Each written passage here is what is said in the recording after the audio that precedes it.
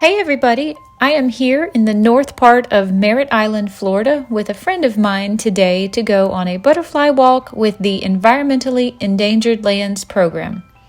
This month they are meeting at a location called Sam's House. There is a historical marker here at Sam's homestead.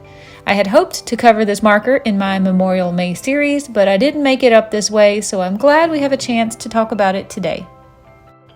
The Sams family came to Brevard County from South Carolina in 1875 to take advantage of the 1860 Homestead Act. The family consisted of John Sams, his wife Sarah, their 5 children, John's brother William, and his sister Catherine. The Sams homestead consisted of 2 buildings. The first was a single-story home which was originally constructed in O'Galley on property homesteaded by John Sams in 1875. The family decided to move nearer to other relatives on North Merritt Island, and the house was rafted up the Indian River in 1878 to its present-day site. This is the oldest dated structure on Merritt Island and in Brevard County, and it is a prime example of Florida vernacular construction. In 1884, Sams was granted a homestead deed for 156 acres, and by 1888 he built the second 2-story home adjoining the older house on the property. Sams served as superintendent of schools for the county from 1880 until 1920 while growing citrus and pineapples on his property. John Sams died in 1923, and the homes were occupied by his descendants until 1995. The 2-story white house was closed the day that I was here, but the cabin was open.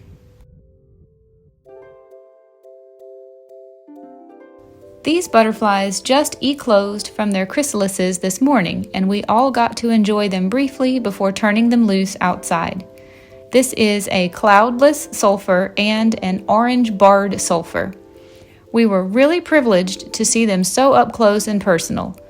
Once they gain the strength to fly, they will rarely be still for the rest of their lives, which means they will be really hard to see and photograph.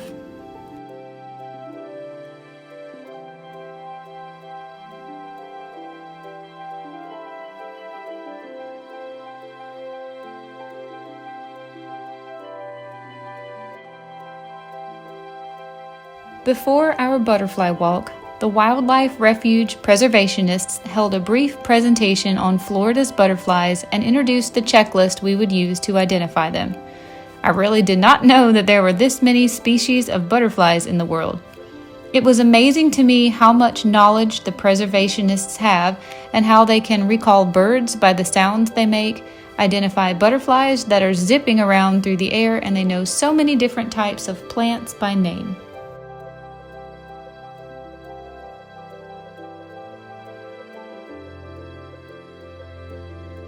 I made some notes during the presentation, and I'm afraid these will be really random, but this was my takeaway. Most of the more rare butterflies are gone completely from Brevard County now because of overdevelopment. The EEL program protects 32,000 acres of land. We learned that butterflies love the sunshine, and the sun shinier it is, the more the butterflies will zip and zoom around. Most butterflies live 7 to 10 days. Caterpillars eat a whole lot more than butterflies eat, and the act of getting out of a chrysalis is called eclosing. Butterflies have a chrysalis and moths have a cocoon. This caterpillar is a baby black eastern swallowtail on a fennel plant. They eat umbellifer plants in the warmth of the sun, which helps them with digestion. Here is a better look at the sulfur butterflies that hatched this morning. They are just resting and gathering strength so that they can fly away.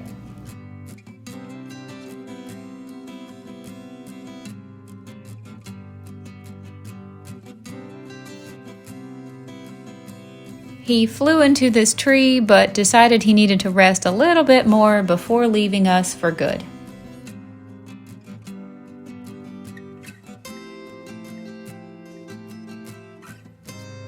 This teeny tiny butterfly is extremely difficult to see.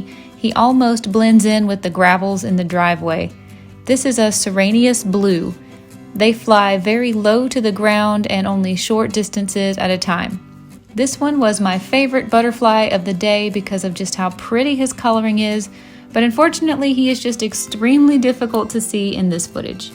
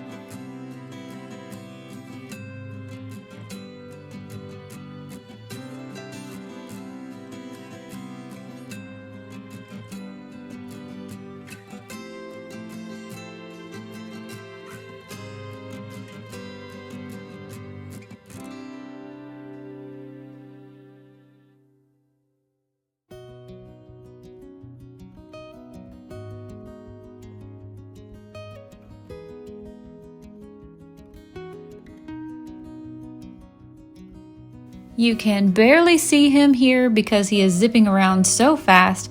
There's glimpses here of a zebra longwing, otherwise known as a zebra heliconian, in these shots.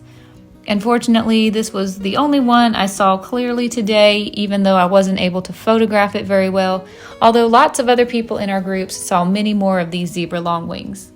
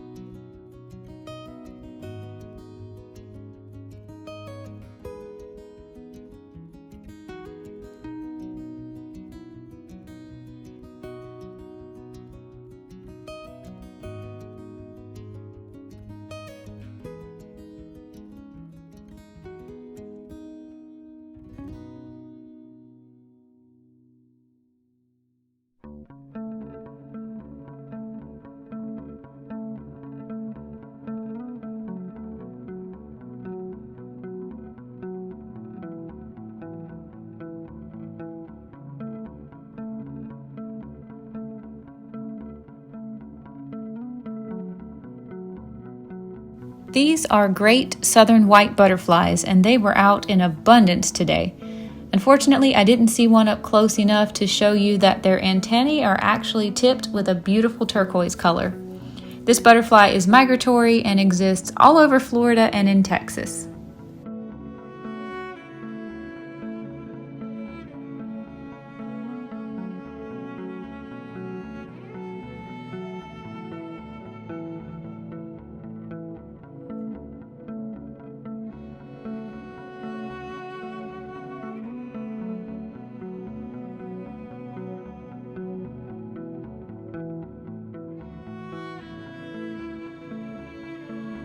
I saw a sign for burial mounds right off of the parking lot, and I had to follow it through. The Sams family protected this sacred place. A short walk in the shade brought me here to this site.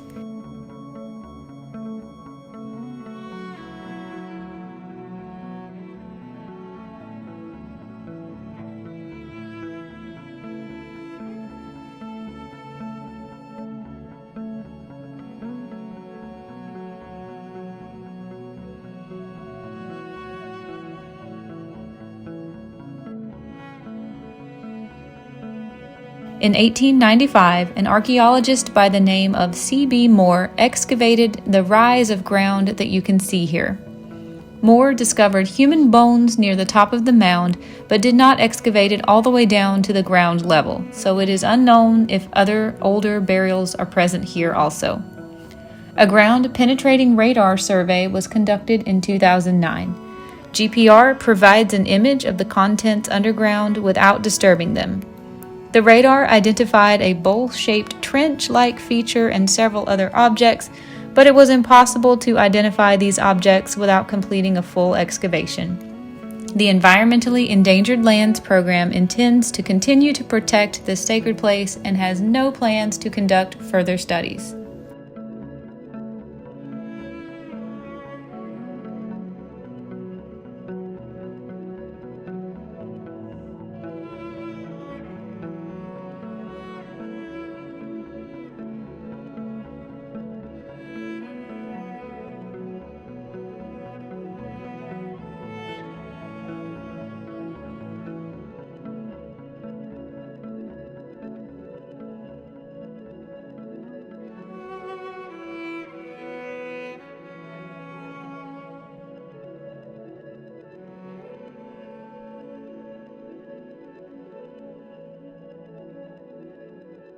It's really hard to see in this video because they are moving so quickly, but there are about 3 butterflies zooming in and around this bush. This is called the Gulf fritillary or passion butterfly.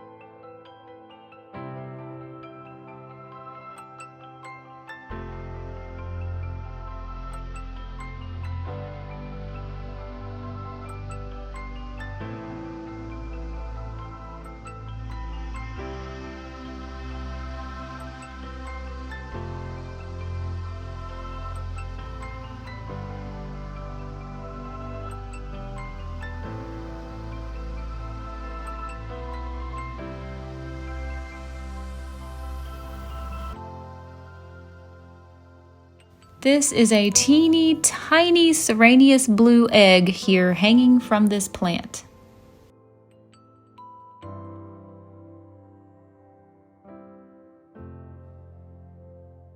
It's almost impossible to see here, but there is a tiny yellowish colored butterfly here in the grass called a dainty sulfur. Our guide was really happy to see this one because this is his favorite butterfly.